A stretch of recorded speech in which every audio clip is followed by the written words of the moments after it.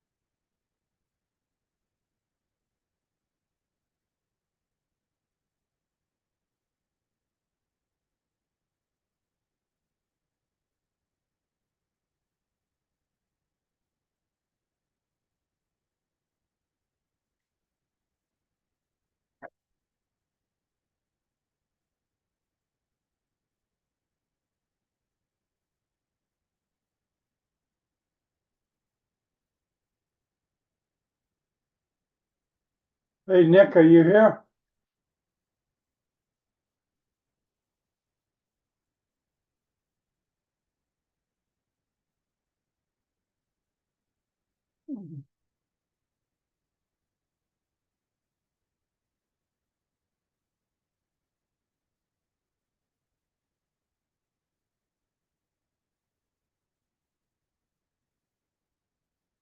Nick, are you there?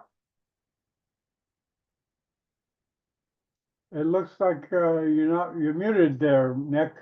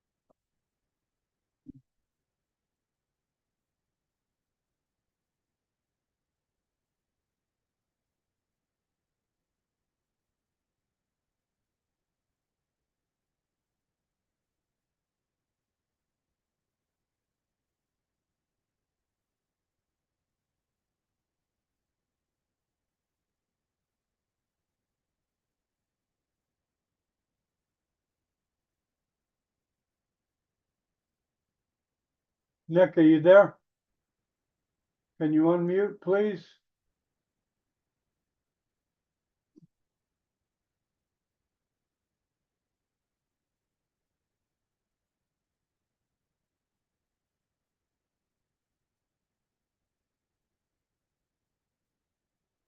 Oh, okay, Nick, yeah, I wanna see if I wanna hear you talk, I wanna see your picture. Nick, you need to turn on your camera. Are you in a place where you can turn it on or not?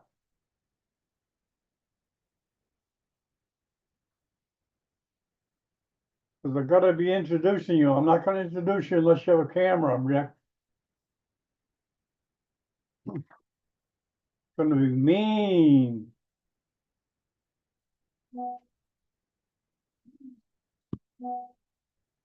Good.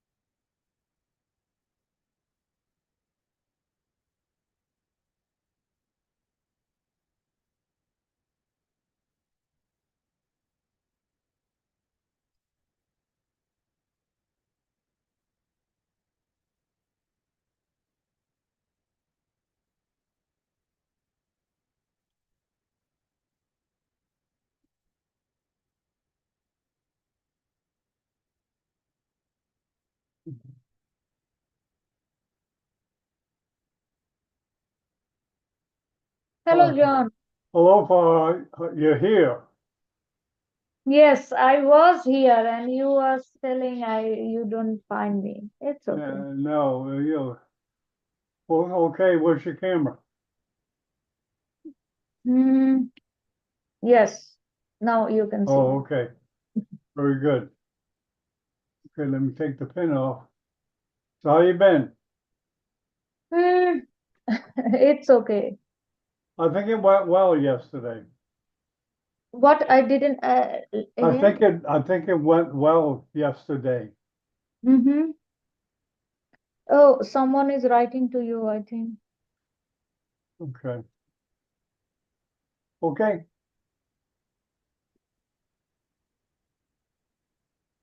You Okay, take the moderator. you gotta learn how to let people in. You know how to do that, right? And mute people. And you know how to run a webcast. You did a good job yesterday. You know what's going on. Mm-hmm. So, um, you understand the basics and we're ready to go. I mean, as long as, if you can find organizations like Seam has, you know what I'm saying? Yes. That it looks like a winner to me. Oh, so,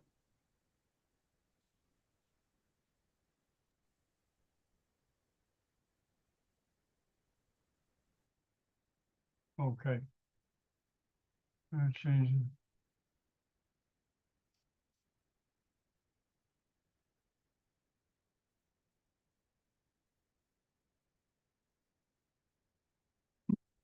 Yeah, the same type of organization that wants to get the word out like that they.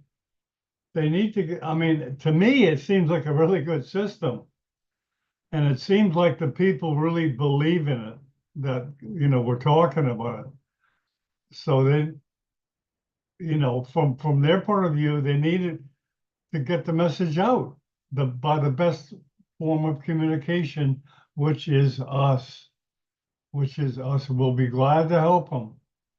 And we'll be glad to help others too, in similar situations in the United States that have, they're there. This country's full of groups I think like that. We just gotta find them. You know what I mean? And that's the quickest way to revenue. Quickest way. And I think it'll work. But we'll talk about that later. But when John comes in, you might be able to mention about going to see the ZAP in Germany. Hello, I can't hear you. You're muted. You're muted. If there is any chance to talk, then I will talk Yeah, about that. maybe. Well, maybe when he comes in, maybe. Mhm. So you never know how it's going to go. Sometimes it works out great. Other times it fails miserably.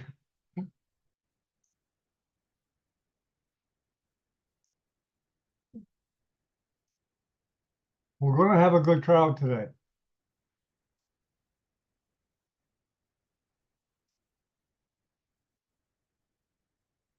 Interesting topic.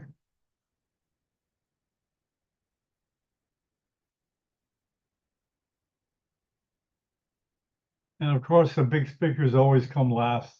They always come late.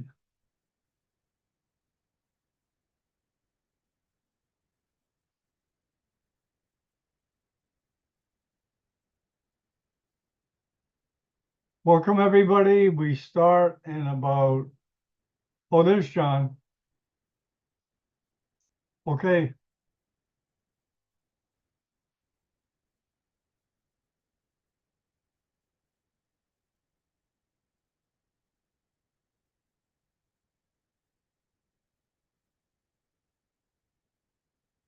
Good morning, John. Hey, good morning, John. Welcome. Thank you.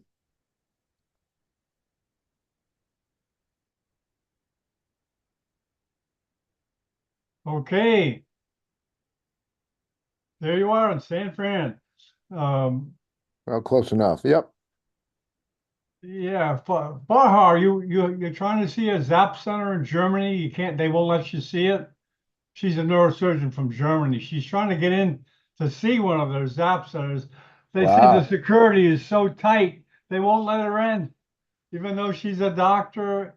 Well, Is that typical of the ZAP centers? yeah, well, it's like on a need-to-know basis only. Here, she Yeah. can see one now in the background. Yeah, I'm a little surprised, but yeah, very surprised. yeah. Hey, But John. we have a guy in Miami who would be Good morning, glad to Isaac. invite you. Morning. Good morning, Isaac. You guys know each other, right? A little bit. A little bit.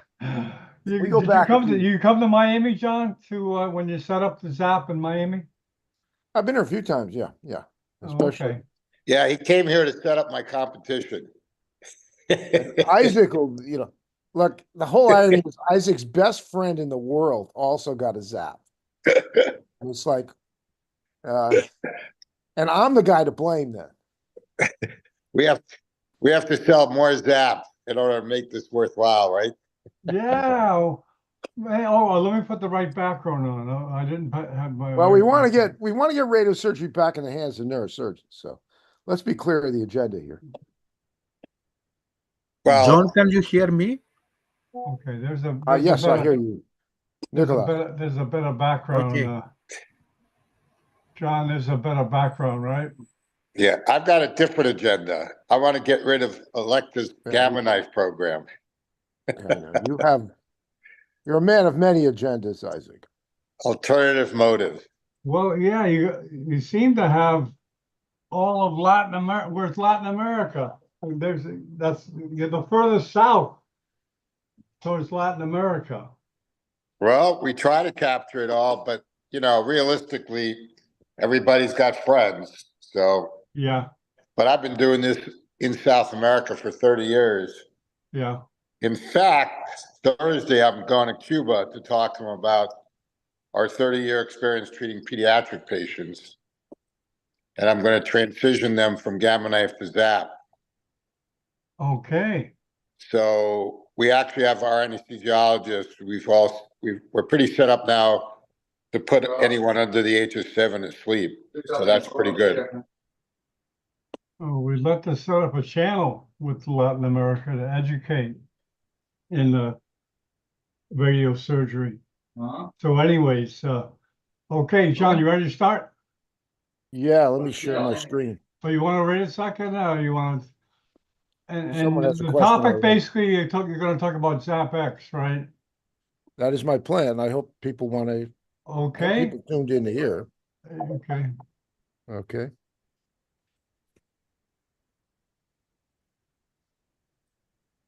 Let me know when you're ready to start. Hold on, John. Don't start yet.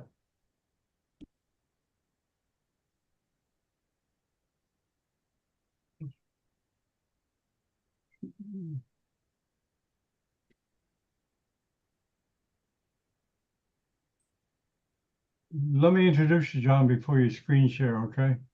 Okay, so should I'll stop Yeah, screen? yeah, get off there for a second. Okay. Okay, here we go. 10, 9, 8, 7, 6, 5, 4, 3, 2, 1. Good morning from Miami Beach. This is Dr. John Bennett. Miami Beach, the home of Neurosurgical TV. We have the distinct honor of having again John Adler, a gentleman. He's done a lot of stuff. We first met him when he started Curious, and we've touched base with him along the way. He's also the inventor of the cyberknife, ex-chairman of Stanford. He's a real mover. And he was even one of the first adapters of Hangouts. It was hard to get doctors onto Hangouts, which was the predecessor of Zoom, but John actually did those. So I'm going to introduce Isaac Wolf. He's a neurosurgeon from Larkin Hospital, Miami Neuroscience Center in Miami. He's going to be the moderator for today. Okay, it's all yours, Isaac. Okay, John is going to speak to us about radiosurgery's future, which in our opinion is ZAP radiosurgery, and more specifically about neuromodulation and how ZAP radiosurgery might be involved in that. John is a very creative person, and it's my pleasure to listen to what he has to say today about the future of radiosurgery. John?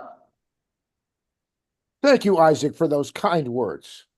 Okay. And thank you, everyone, for joining us this morning or this afternoon, wherever you might be.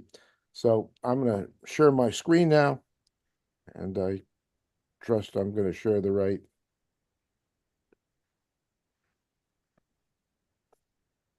Okay. I hope everyone can see what's on the Yes, screen. it's not presentation mode. Yep. I'll get there in a sec. Okay. There Are you you go. happy? Perfect, perfect. Is that better? Okay. Yep, perfect.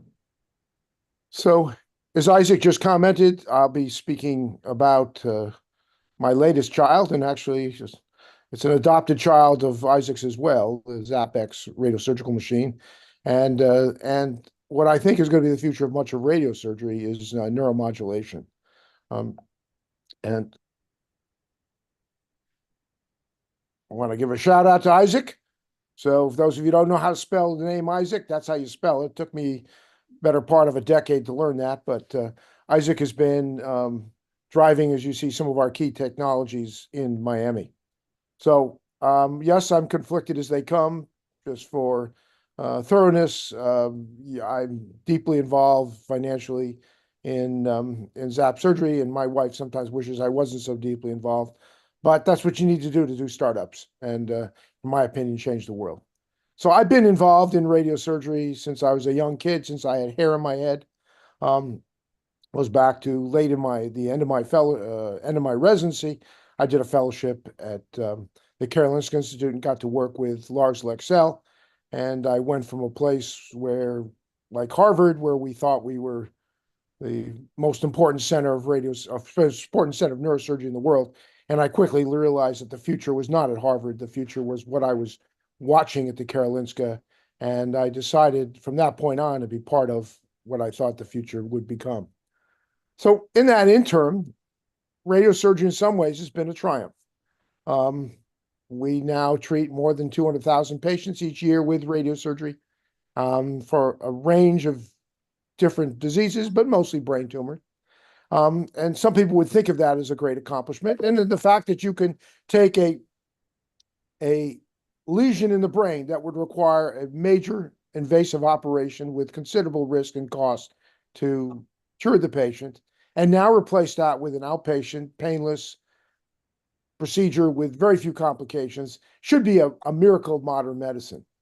However, I've come to realize that we're treating less than 10% of the patients in the world who would benefit from this miracle of medicine as I see it.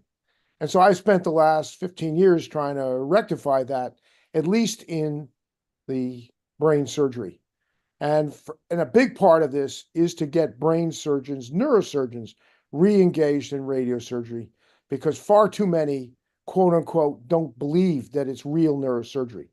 And while I want to pull my hair out and strangle myself, I find that is far too common, the opinion. In Japan recently, I was told by several neurosurgeons that asked them if they did radiosurgery, and they said, no, we do real neurosurgery. So that is the persona of radiosurgery to many neurosurgeons. And I think it stems from some ways cultural values, but also stems from the unavailability of radiosurgery for many. And the fact that for many, they have to work through radiation oncologists and physicists.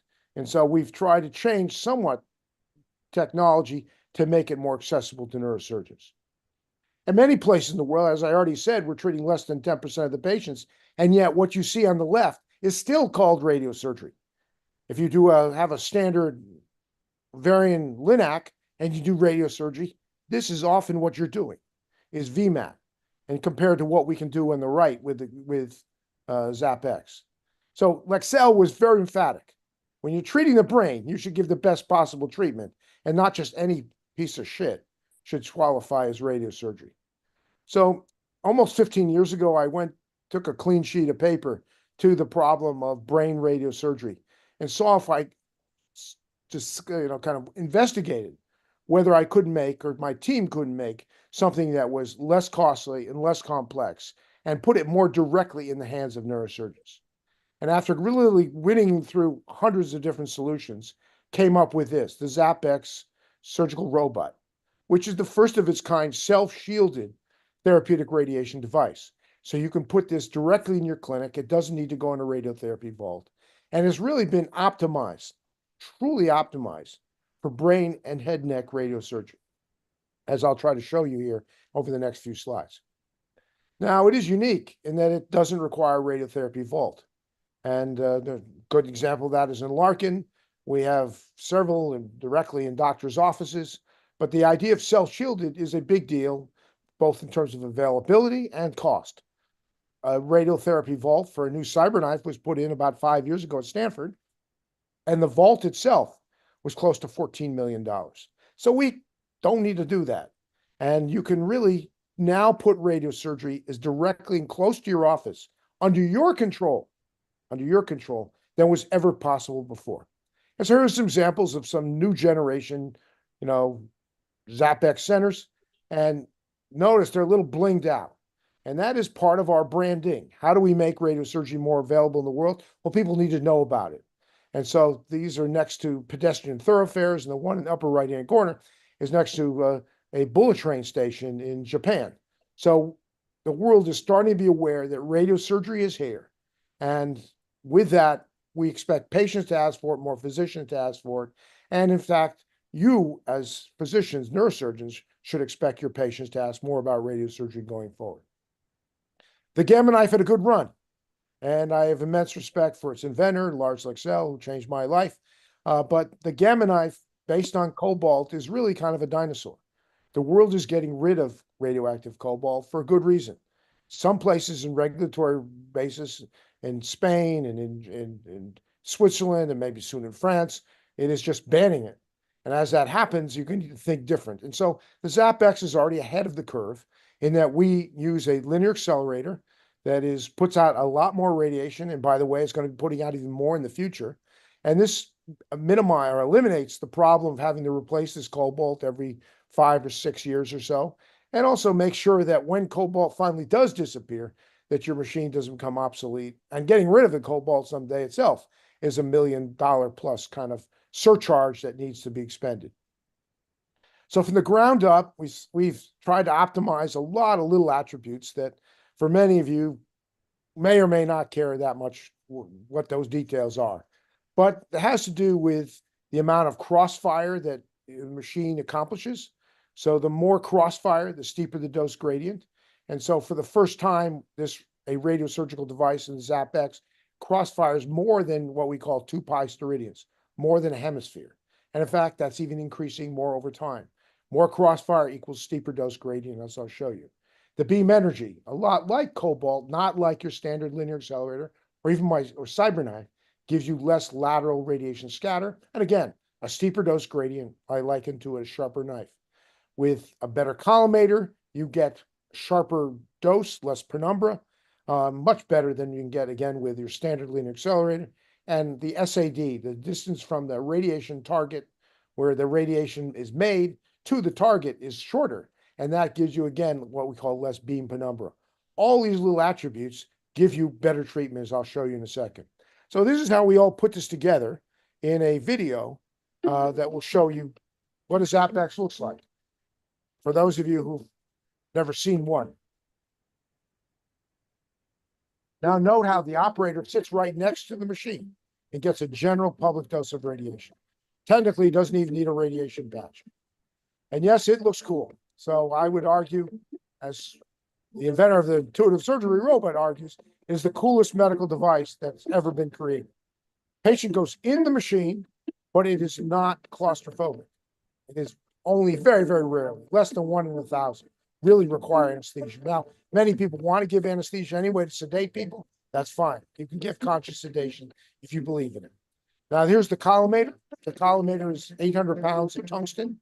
His spinning disc allows us to change the beam aperture from 4 millimeters to 2.5 centimeters in less than a second. And we even have a new aperture going down to 3 millimeters that's not been released commercially, as we think more and more about neuromodulation. So the targeting is like my CyberKnife. It uses what we refer to as X-ray image-image correlation. And that allows us with sub-millimeter targeting accuracy to position the table in space and thereby the target in space as we rotate around the target and shoot from many angles. So we'll see, here's the table. This is a surgical robot. The table moves with 3 degrees of freedom with 15 micron accuracy, extremely accurate. And that's responsible for getting the target at the axis of rotation. There's this axial rotation, which is like your standard medical linear accelerator. And there's oblique rotation, which is new. These two move independently of each other and give you a gyroscopic pattern of beam crossfire. And that's what gives you this steeper dose gradient, which I'll be showing. So there, more directions, steeper dose gradient, effect a sharper knife. Now, the machine today moves from point, shoot, point, shoot, point, shoot. But right now, we're working on the technology to go dynamically, to treat continuously. It's in all kinds of weird, strange loops, spirals that give you a whole new dimension of radiosurgery. Now, we're still a good 1.5 years from introducing that in the marketplace, but that's where this technology is headed. And lastly, here's a airbag. This real-time device allows you to measure the dose being delivered through the patient's head and forever eliminate the risk that a poorly calibrated machine will deliver a dose that could be injurious or even lethal, which has happened in the past. So better, safer, and even cheaper. So this is what these new ZapX machines are looking like in their facilities. Very different concept, much more visible in the world. and intended to put neurosurgeons back in the driver's seat of radiosurgery. So I keep commenting about the little technical attributes. What does those technical attributes mean? It means a sharper knife. Here, one of our customers plotted out the different beam profiles from a CyberKnife, Gamma Knife, and ZapX. And you can see the ZapX always has the steepest dose gradient. And now, this was done several years ago. Now we're introducing even a more complex pass and a even smaller collimator. So what was once the best is now getting even better. And so we can see, here's an example of what we can do in the case of a thalmotomy for tremor. There's what a competing device would do. Here's what the ZapX can do. Scale less than perfect, but you get the general idea. So some pretty, common procedures that we treat with radiosurgery. You can see trigeminal neuralgia. We can treat it fast, quick, efficiently, and effectively, and with minimal dose to the brainstem.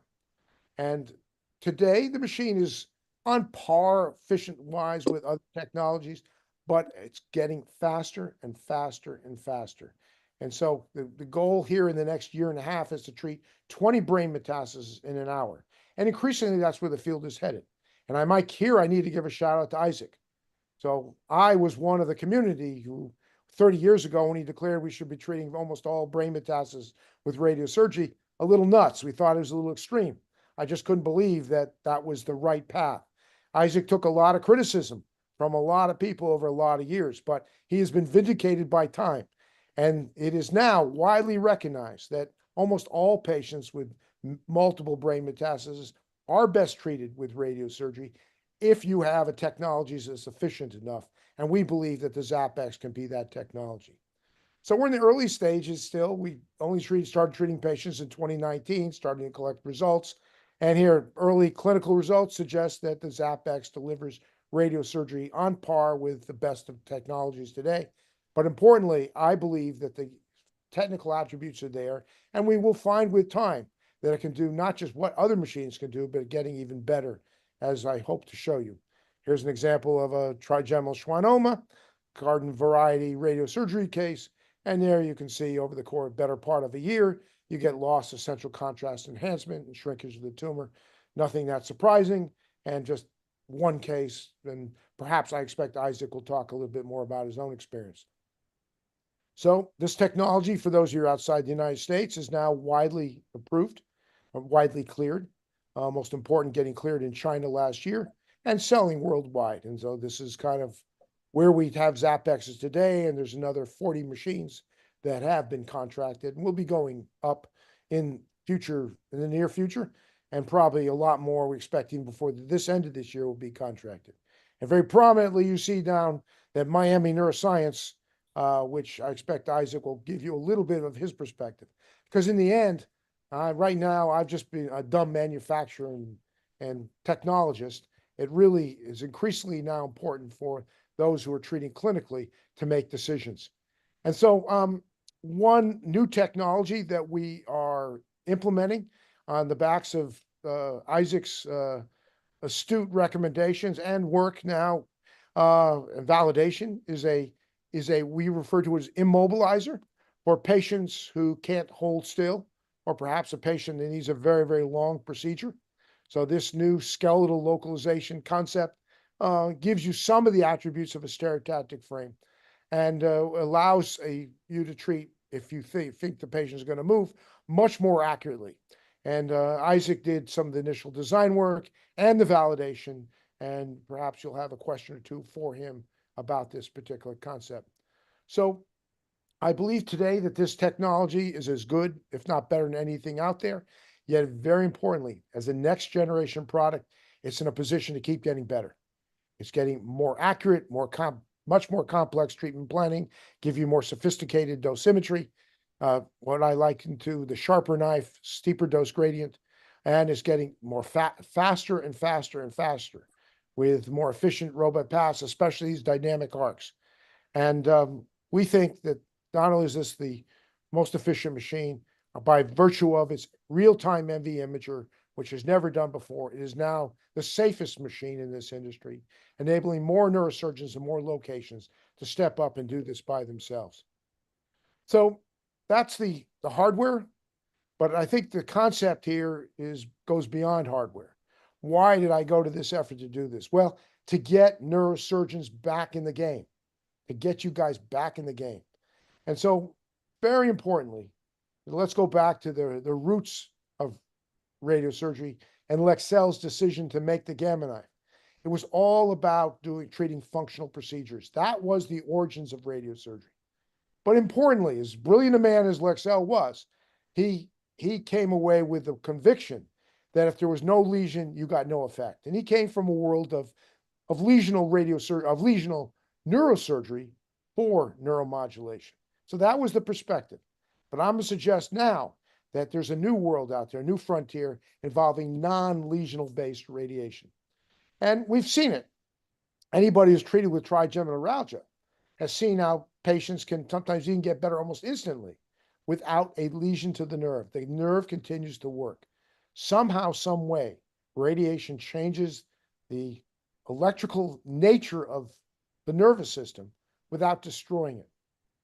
So, as part of my ZAP enterprise for the last 7 or 8 years, I've been deeply involved in supporting some basic science research to try to understand this phenomenon of what I call radiomodulation, the alteration of brain function, alteration of brain circuits, without destroying them using radiation. And so most of the most formative work has been in miniature pigs, because they don't end up weighing 500 pounds and can't fit in your radiation machine. So these pigs that weigh and stop growing around 80, 90, 100 pounds, and they have a reasonable sized brain to do procedures in. And so the best work, part of it has been done in National Taiwan University, looking at brain activity using PET as a surrogate, FDG PET, following very localized radiation to small targets. And this slide is heretical. And those of you who've worked with radiation before may find it difficult to believe. But what we have here is on the y-axis, a measure of PET activity. And this dotted line is your baseline. What I want you to see is that at lower doses of radiation, 10 to 40 gray, we're treating very small regions. And now we're treating in motor cortex. So small regions of motor cortex treated to these small doses, the volume being about 100 cubic millimeters. We found increased brain activity, not decreased, increased brain activity over the ensuing weeks and months after radiosurgery. So radiation actually activated the local brain circuit. And then at larger doses, we got inhibition. And only at very large doses, approaching 70, 80 gray, did we start seeing lesions in the brain. Now, this phenomenon we observed for 2 years. We kept these animals alive for 2 years, getting PET scans on them every 3 to 6 months. So a long-term enduring phenomenon of localized brain activation with low energy, with lower doses of radiation, higher doses resulted in inhibition, and only the largest doses resulted in injury and death. And all this was confirmed with high-quality histology in the animals we sacrificed. Now, a companion set of experiments was done in Denmark at Aarhus University. And here, instead of also looking at mini pigs, but this time, instead of looking at motor cortex, we looked at the visual cortex. And instead of looking at PET, we did direct brain recordings to the area of brain that we radiomodulated. And so these pigs had a small region of occipital cortex, again, less than 100 cubic millimeters, treated with various doses of radiation, and then had electrodes implanted in that area of radiation. And then we studied them with visual evoked potentials and looked at spontaneous EEG to the treated region. So not PET, but direct brain recording. And what we find in these series of scatter plots is that, again, at lower doses, 10 to 40 gray, looking at the visual evoked potentials, and then spontaneous EEG, we got disinhibition of the localized network at less than 40 gray. Activation. And again, inhibition at larger doses. So disinhibition, inhibition, before we started getting injury at the very large doses. So this phenomena has never previously been recognized, but we feel is the substrate for doing some interesting work in patients. Now, have we seen neuromodulation anywhere else? I talked about trigeminal neuralgia. Well, I'm going to suggest that maybe how does Novacure work? How do we slow down the inhibition? How do we inhibit brain tumor growth of GBM? Well, none of us believe it's a very potent effect, so I'm not here to argue in support of Novacure. But the fact that you have low energy, changing brain circuits, altering the way GBM grow, could be a reflection of what we refer to now as neuromodulation. And perhaps when we treat with radiation, we're not killing the brain tumors, the cells themselves, but we're changing the white matter tracks along which these tumors tend to grow. So the take-home message here is that for 100 years plus, it's been axiomatic that radiation kills stuff. That's why you treat with radiation. You want to kill. But in fact, there's growing experience, data, research that shows that radiation can work like this complex drug, especially in the central nervous system, changing brain circuits. And we believe that can be a powerful tool in the world of neuromodulation, which is, again, why a next generation device is required. So neuromodulation, I'm not sure I need to convince a neurosurgery audience, is an important vista in treating patients in the future. These are the most common diseases in the world by far. Not HIV, not tuberculosis, not cancer, heart disease. These are the big problems. And those of us who live in San Francisco don't need to go far to find drug addicted and mentally ill patients just walking on the street. And we have very little to offer these patients. Of course, neurosurgeons are waking up to that fact, and we are now using DBS in new ways to try to change the brain circuits that cause these diseases. And that's an important concept.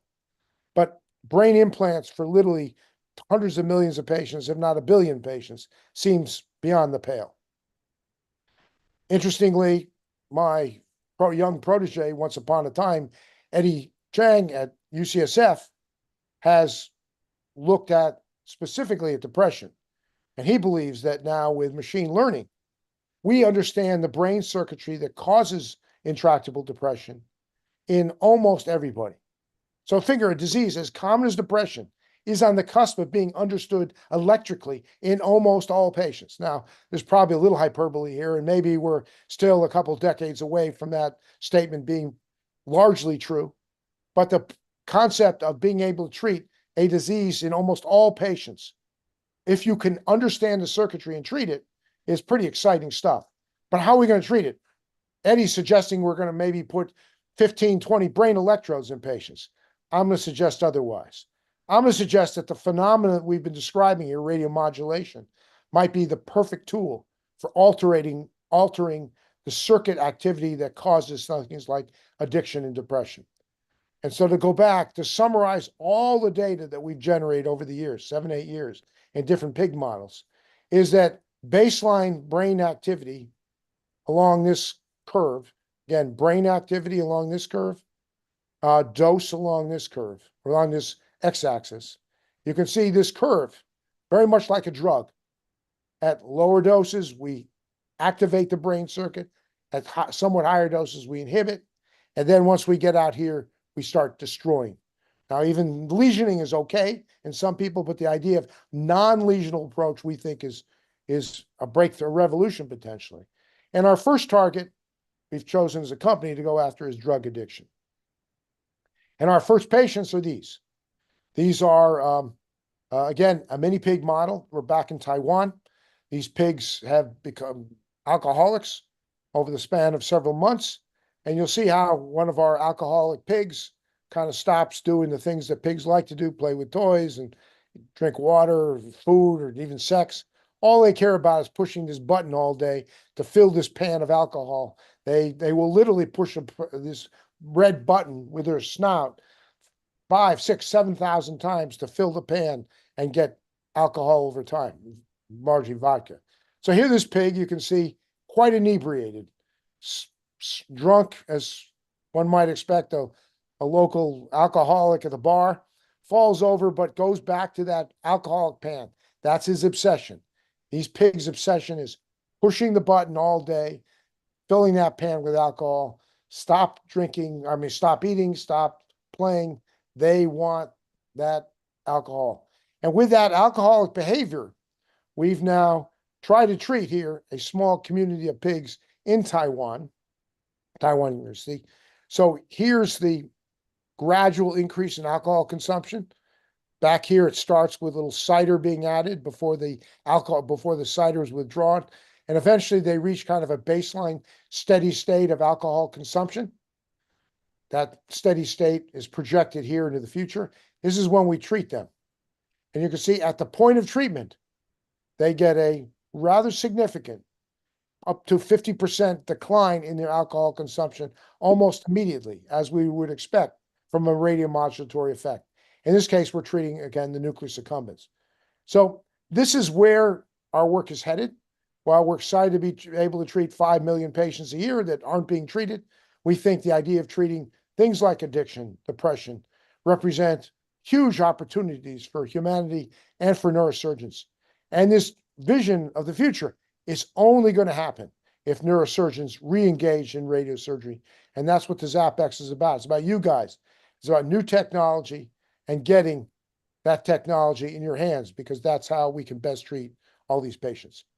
So that's my little story here. And I welcome any comments, suggestions. And I'm hoping that, Isaac, you'll have something to riff off of here. Yeah. John, thank you for such a fascinating talk. Let me ask you a question, because we're not the only ones that are considering this as a process. As you know, high-frequency ultrasound users have started thinking about neuromodulation. In the pig models that you treated, how long was the anti-addiction effect lasting? It lasted 18 months, and then the experiment kind of fell apart for some technical reasons. But it lasted up to 18 months. And understand the technology is not perfected. In a pig, the pig is actually much harder to treat than a human, because the pig brain is so much smaller. And we really haven't perfected the dose. So I think there's a lot of work we still need to do. We're in the embryonic days of this concept. But I think it's exciting that the Insight Tech work is happening as well. I don't view it, I view all this potentially stuff as synergistic. We started to understand these diseases since the quote unquote decade of the brain. And we're understanding more and more. We understand what the brain circuit is. We just don't know how to fix it.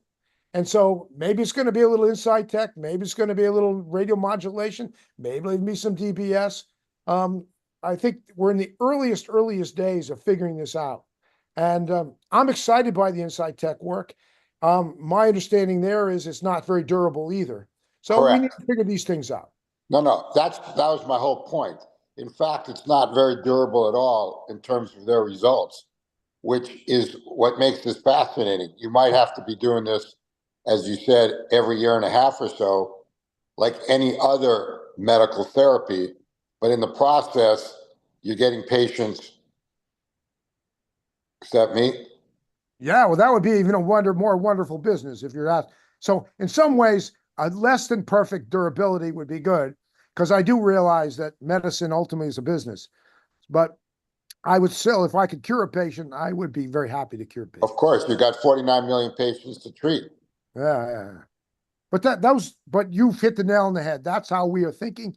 We believe this could be a more durable procedure based on what we've seen with the other diseases that we've radiomodulated. And the best, trigeminal neuralgia being a perfect case in point. Okay, and I'm going to put you on the hot seat one more time before the audience can start asking you questions. You have been a big advocate of frameless radiosurgery. I have never been an advocate of frameless radiosurgery because I don't like mistakes. But the data that we presented with the first 20 patients treated with ZAP radiosurgery under a frame, or,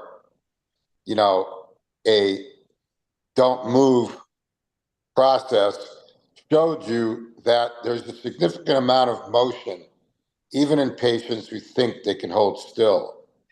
Would you be willing to do functional neurosurgery such as treating the nucleus accumbens with masks, or are you convinced that maybe the immobilizer is the way to go? Well, I'm going to let the data speak for itself, Isaac. So, you make a great, your point is a good one. Look, I've invested a fair bit of time and effort in making an immobilizer with your, urging, because I think there is something there. And so as we go to ever smaller targets, you're right. Any movement is going to degrade the effect that we can get. Now, the flip side is maybe I need to spend even more time and energy making an ever more accurate machine. So with image guidance. So there maybe either one could be the right solution. And I'm going to let the data over time show us the path forward. But I am grateful, as you know, that you've been as emphatic as you have been for me to make this immobilizer. And guys, I like to call it immobilizer, not a frame, because I don't want to undermine image guidance, because I think it has a valuable tool, and I think that the immobilizer is contributes to the accuracy of image guidance, so that the two can go hand in hand. And so, Isaac, I'm grateful for the immobilizer, that work that you've done, and I do think in the future we'll get the exact answer from people like you and others. Yeah, well, I want to let the audience know that the immobilizer is really compatible with image guidance. Very, very, very easy to use. And when we get to the next couch, it'll take less than 5 minutes to set up. And the data is going to be presented by Dr. McDermott in Frankfurt as an independent observer of the data. You want to open up? Yeah, just a few. The audience? That paper. So there'll be a paper coming out with Isaac as one of the authors sometime, I hope, before the end of the year. And hopefully the data will start to filter out even sooner based on these meeting abstracts. But thank you, Isaac. You bet. Any questions from the audience? Yeah, we'll start one off from Iskander Munder. He asked, what are the obstacles for implementing these kind of technology in LMICs, especially that studies confirm that the burdens of functional neurosurgery treatable diseases is higher in LICs? Well, I've made this technology with that understanding that the burden of disease and the lack of facilities is greatest in underdeveloped countries, less developed countries, you use the right word. So that's the ambition. Nevertheless, there are challenges. And so if you obviously have to have a CT and an MRI scanner. So if you're in a country that can't yet support those technologies, it's going to be hard to support a ZapX, which is built on top of them. But that is where we want to go. Now, so far, I haven't reached a very low-income country. We're in India, we're in China, and both of those are proving to be, we think, very, very big opportunities for us. But we have one now in Paraguay. So we are reaching lower income, but how low can we go? I'd like to be able to reach 90% of the world. I mean, I think there's certain regions of the world where the infrastructure just can't support this technology.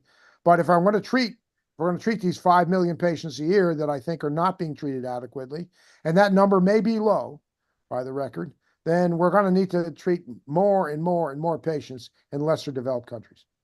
And I don't know if I answered that question. Look, if you can be in the poorest country in the world, and if someone wants to write a big enough check, you can do it, You can get your own CT, you can get your own generators and CT scanners and MRI scanners but whether that's going to be economically viable, whether the patients can even pay, $500 to get treated, I don't know. But the lowest radiosurgery reimbursement we're playing with right now is on the cusp of like $2,500 to $3,000, so it's possible to think about doing radiosurgery in countries where the reimbursement could be that low. Oh, John, do these ZAP installations communicate with each other? In other words, you have meetings, you collect data, compare data from the different centers across the world? Yeah, I mean, compared to something like the Gamma Knife community, it's still very primitive. But it's, we're developing these systems and these relationships quickly. And for example, Isaac just referenced a meeting in Frankfurt here in a few weeks, which is a ZAP users meeting. So those things are happening. I envy very much what the Gamma Knife community built. The support they provide each other is great, and I hope to steal some of their best ideas. And I did some of this with the CyberKnife Society in the past, so I am well aware of the support that users need. And as the company grows and the user base grows, expect to implement those kind of support structures. It's even more complex than that because in the end, there's some language barriers in some countries like Japan really want to have their own society.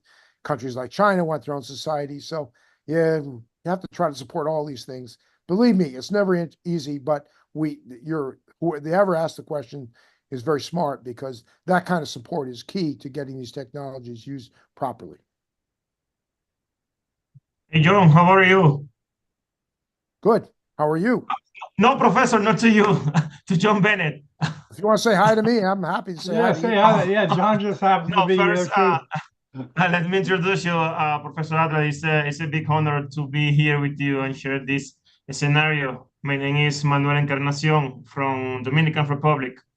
I have a question for you. Do the impact of the recently AI evolution, what do you think about some programs, some application from intelligence, augmented intelligence in the analysis, predictive issue from planification of the surgery?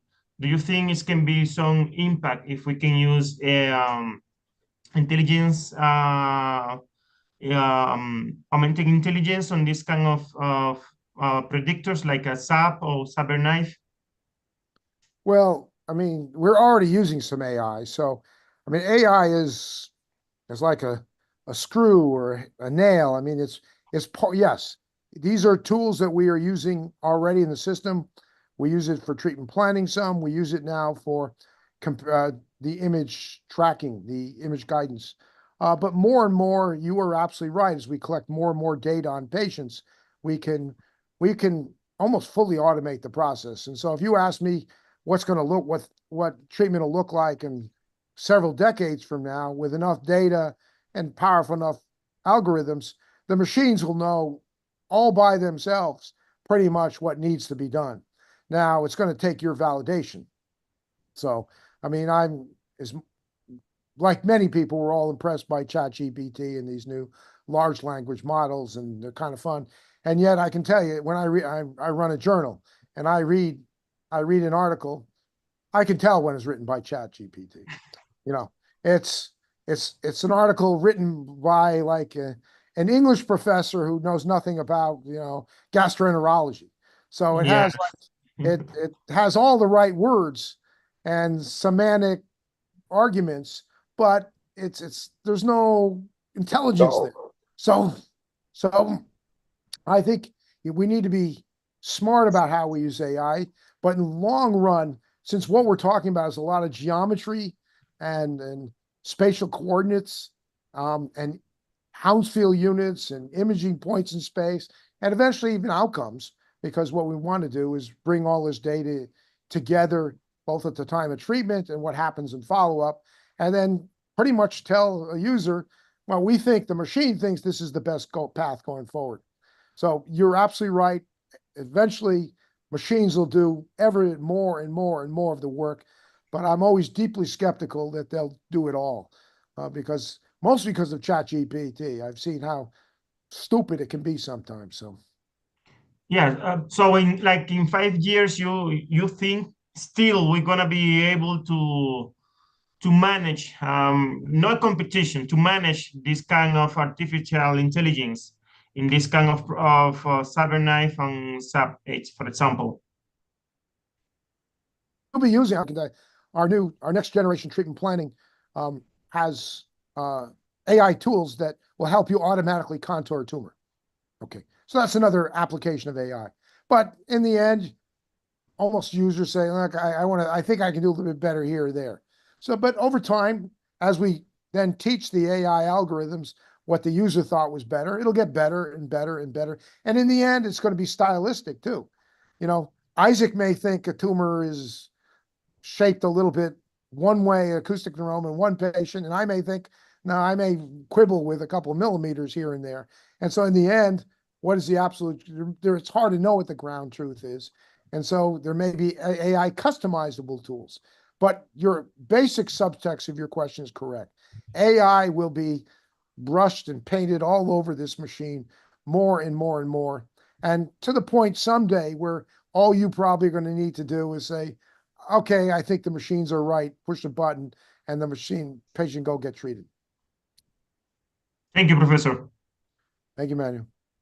Professor, Professor, thanks for your attention. So I really want to congratulate about your talk, but please go ahead. Thank you very much. Lady. Thank you. Thank you very much. Professor John, you mentioned in the beginning also, and I understand you highlight that neurosurgeons talk with you or have a statement like, we do the real surgery and we are not interested on ZapX or any kind of radiosurgery. Don't you think by creating awareness, like in neurosurgery residency period or training period, if like you or like Professor Isaac, they can change the curriculum or the syllabus, that they can put us at least for 1 week exposure of what is gamma knife, what is cyber knife, what is ZapX, how we treat to the radiosurgery. If they get one exposure at least for 1 week, then more neurosurgery resident will be influenced to accept, yes, radiosurgery is just like my left hand.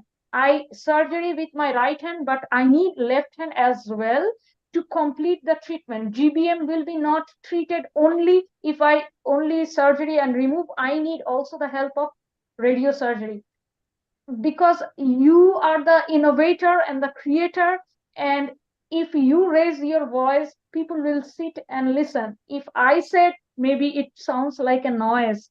So Professor, don't you think that you can create awareness, or you can change our future? Well, I mean, your question is, I wish it was as simple as me just doing it, but that is my duty. And that is what I'm trying to do.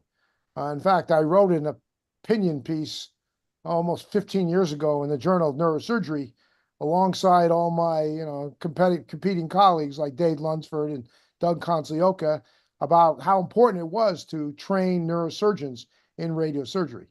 Exactly. But I mean, it's the problem is pervasive among many neurosurgical leaders.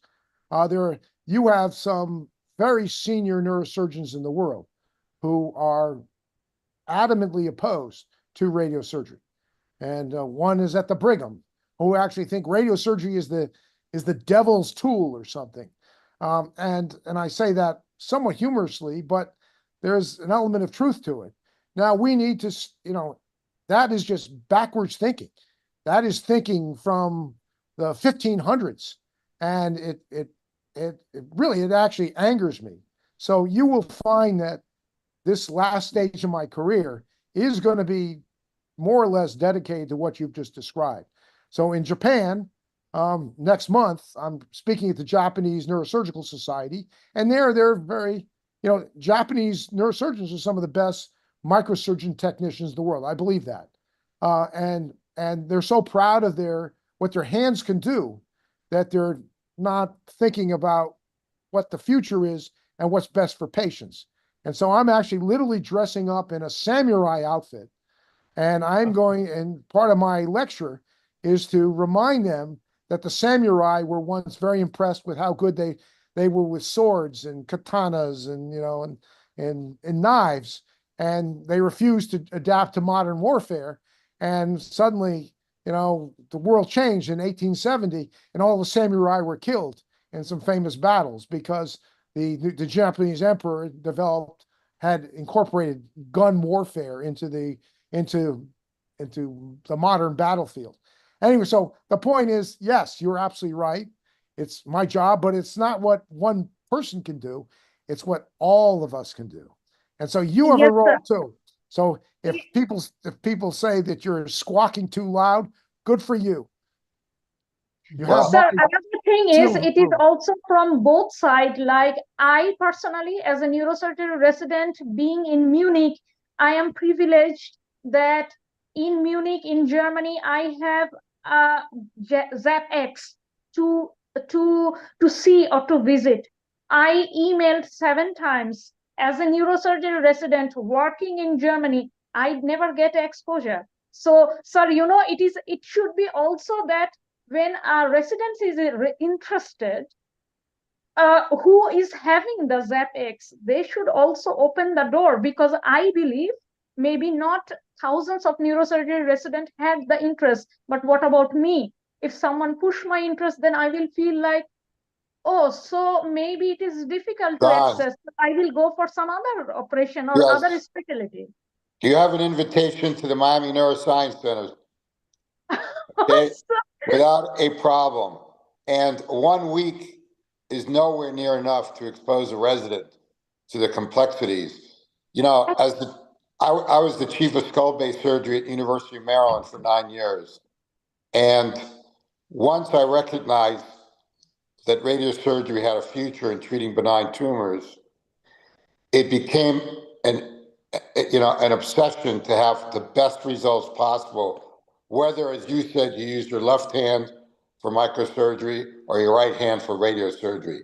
The whole concept we need to teach neurosurgical residents is that you don't need to choose an operation that feels sexy to you. You need to choose an operation that makes the patient the best possible outcome with the least amount of effort for the patient, meaning Exactly. less morbidity, less mortality. That's what you as a neurosurgeon should be choosing. And the way to get that is to get experience way longer than 1 week in seeing results that are, you know, better and less costly to the patient's health. Yes, sir, because I didn't even get exposure of 1 day to visit the ZapX in my own eyes. I am privileged one that I am living in Germany and in Munich. So I just said, like, okay, minimum 1 week, can we have exposure with the radiosurgery? Because I think we don't have any exposure in the residency or the training. And Are you Professor trained? John, Are you trained at the University of Munich? no, sir, I am now working in Clinicum English by Professor Siamak Asghari. Well, just send me an email. I'll tell Blasevich to let you in. Thank you very much. That's Or you can go to really... Lingen, or now we have one in Nuremberg. So there's a few machines in Germany that you can visit. So yeah, I Thank don't. you very much. Why did he Thank you. say no? I'm puzzled, but I'll spank him. Okay. Thank you, Excuse me. Professor. Excuse me, Professor Professor. Professor, let me add something. Could you People please all- introduce yourself, please, Gura? Please introduce yourself. Yes, I'm Herbert Reyes from Mexico. I'm work in the National Institute of Cancer. Okay. I'm a surgeon, so I work very hard with metastasis and spine metastasis and spine tumors. So it's a very outstanding talk. First of all, I want to congratulate you for this external talk that opens the field of psychosurgery because it's very precise. Moreover, with advance of technology, the use of artificial intelligence has been very popular in nowadays, and even new technologies have been adopted. So what place can this technology taking the feedback of the treatment based on the response on what has been learned? I mean, the IA can structure some responsive learning and in the future can apply to the patient who can say that is more effective or not effective. There's a first question. And the second question is the use of fiber tracking is usable in this kind of technology? Thanks, Professor. Auto tracking, what was the last question? The use of fiber tracking, I mean, Fiber tumor. tracking. Yeah. So, I mean, the first question is, yes. I mean, I think that the best AI application that we could possibly have would be a feedback loop between the treatment that we administer to a patient connected to the outcome, and then changing the treatment again based on what outcome we got. Now, this takes, no one has ever done this before, and this takes kind of long-term data, because if you think you've done a good job at 6 months, but then the patient ends up getting lots of radiation necrosis, or the tumor relapses at 1 or 2 or 3 years. So this is going to be a work in progress, but the company is collecting exactly that kind of data to the best of its ability. And one thing that we're working on right now is some follow-up tools. So one of the problems, the biggest problem that plagues all of modern healthcare is that there's a lack of long-term follow-up. Whether you're looking at vaccines or, or micro or clipping of small aneurysms, we lack long-term follow-up data. And so the company, again, because I'm a neurosurgeon, because I care about what I think is important, and I can make it happen as CEO, is we are developing a whole series of tools that will enable the collection of long-term follow-up data to be more effortless than it ever was before. And as we collect that, and the goal is to really help the doctor and the patient. But in the process, it'll give us the data to then figure out how and what is working and feed that information back into our technology and give that information to our customers, to our physician users, who then, through and in conjunction with AI, can do better treatments. So it's not an easy task. So you've asked, the biggest problem with AI is not that these algorithms aren't wonderful, it's a data problem. You have to have good data. And the challenge you just put before me means, do you have the data? And so gradually we will collect that data, and hopefully it'll happen faster and faster and faster. But it's not an easy challenge, but the company's committed to it. And someday what you just described will be real. Okay. But if what's a practical date, this is a 10-year mission. It's not going to happen in the next 6 months. Okay. And then fiber tracking, yeah, I mean, we all agree that you would like to understand the anatomical location of let's say your tumors, or perhaps in the functional world, the functional brain circuit, as well as possible, so that you can shape your dose delivery to respect or perhaps in functional world to violate the functional pathways that matter. So right now, the software will allow you to kind of merge whatever data sets you want. And if you want to use fiber tracking, you can put it in. I don't yet know that we always know the best path forward. Isaac? Yeah, I think he's making a point. For example, when you want to do tremor, stereotactic surgery, the fiber tracks he's talking about can be very, very useful to put into your planning system, because you can actually identify the rubrospinal tracts and the cortical spinal tracts and make real sure that not only is your penumbra really sharp, but your dosing is completely controlled. So even if you were to get edema, it would not affect the cortical spinal tracts. And we can do that for both ZAP and Gamma Knife with the brain lab tractography. It's very, very useful. Well, I think ZAP needs to have its own turnkey system because not everyone has the Brain Lab software. So in Well- time, it's something that we need to implement as well. Well, we'll help you. Thank you. That's the can-do attitude, the Larkin can-do attitude we love. Thank you, Professor. Thank you. Professor John, a question for you. Another one. Did you ever visit the Caribbean, Dominican Republic? Because we have a station of cyberknife there, and we have good atmosphere. Maybe you can give a speech there in Dominicana. It can be fantastic to have you there at once. Yeah, I would look forward to that day. In fact, I need to go to the Caribbean, take my grandkids there sometime in the next 6 months. Maybe the Dominican Republic is where I should go. Of course, Absolutely. Professor Wolf is very nearby too. And so Professor Wolf also can him. take his private jet or big yacht. He can take it to the Dominican Republic. So No, we no, can we- make a statement here. Both of you and John Bennett, because John Bennett owned me the visit to Dominican Republic. So It's a John, wonderful place, wonderful place. I know it is. I agree. It makes the best baseball players in the world. Oh, yeah. absolutely. Absolutely. Big Papi.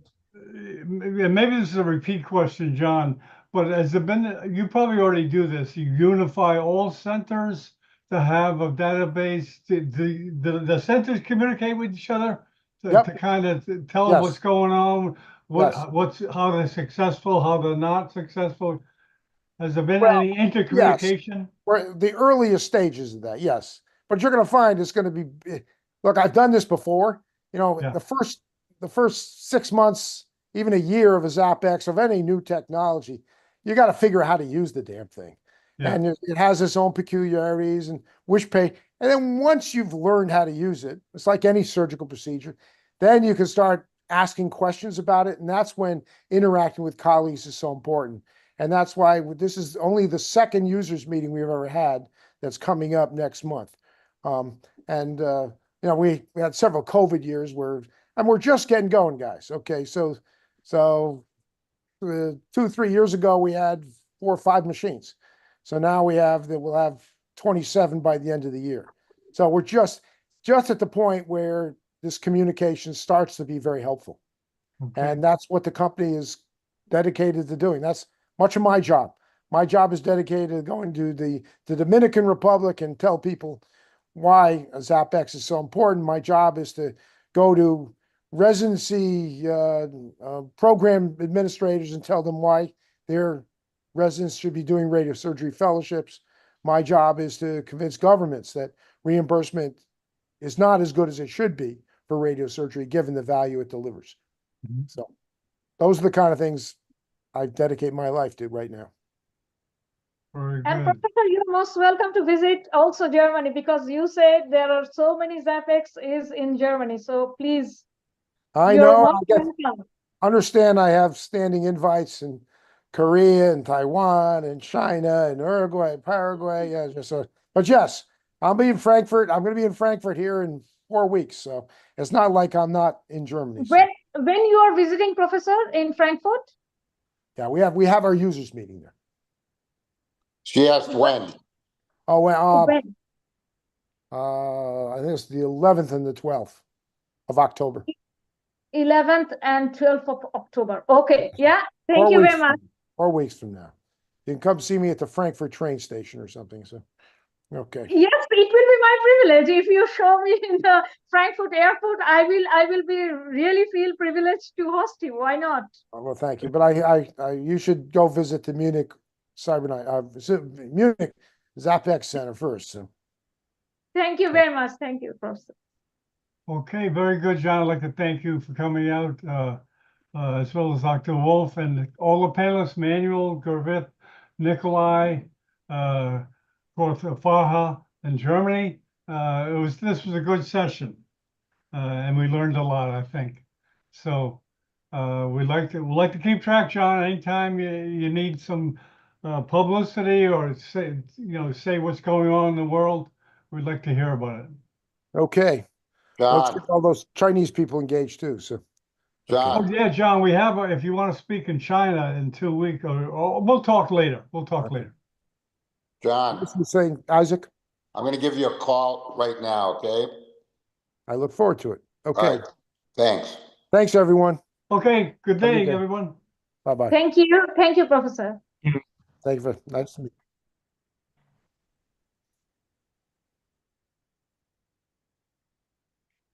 Okay, we stopped the live stream here. I think we're.